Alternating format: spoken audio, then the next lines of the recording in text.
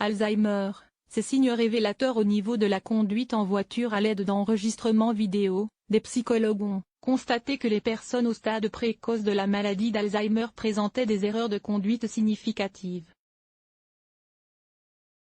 Leur étude pourrait aider au diagnostic de la maladie ainsi qu'à la création de dispositifs d'aide à la conduite. Les petits oublis et pertes de mémoire soudaines, les difficultés à lire l'heure ou à se repérer dans le temps ne sont pas les seuls signes d'un début de maladie d'Alzheimer. Celle-ci peut aussi se remarquer au niveau de la conduite d'un véhicule. Selon une étude menée par des scientifiques de plusieurs instituts de recherche français et publiée dans le Journal of Alzheimer's Disease, les personnes atteintes de la maladie d'Alzheimer au stade précoce montreraient au volant des signes de leur maladie. Afin d'explorer les effets de la maladie d'Alzheimer sur la conduite d'une voiture, l'équipe a placé un dispositif d'enregistrement vidéo derrière le rétroviseur du véhicule de chaque conducteur. L'étude a inclus 20 patients atteints de la maladie d'Alzheimer à un stade précoce, et 20 volontaires sains, ne présentant pas de démence. 2 psychologues ont ensuite évalué les performances de conduite à l'aide d'une échelle d'évaluation spécialement conçue dans ce but.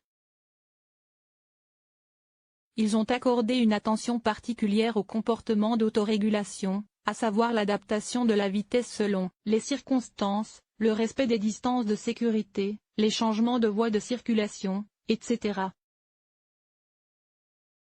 Les chercheurs se sont alors aperçus que les personnes atteintes d'Alzheimer à un stade précoce présentaient déjà des signes de la maladie au niveau de la conduite. Le comportement d'autorégulation était plus faible chez les malades d'Alzheimer que chez les personnes non atteintes.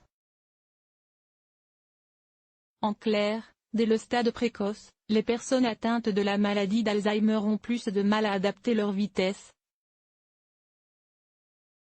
à respecter et évaluer les distances de sécurité, à prévoir et planifier des actions de conduite de façon appropriée.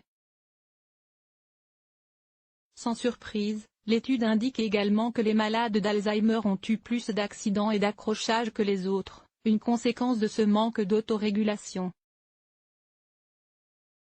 Robuste bien que menée sur un petit échantillon, cette étude donne des outils pour les proches de personnes potentiellement atteintes de la maladie d'Alzheimer, puisque de trop faibles comportements d'autorégulation en voiture sont associés à la maladie.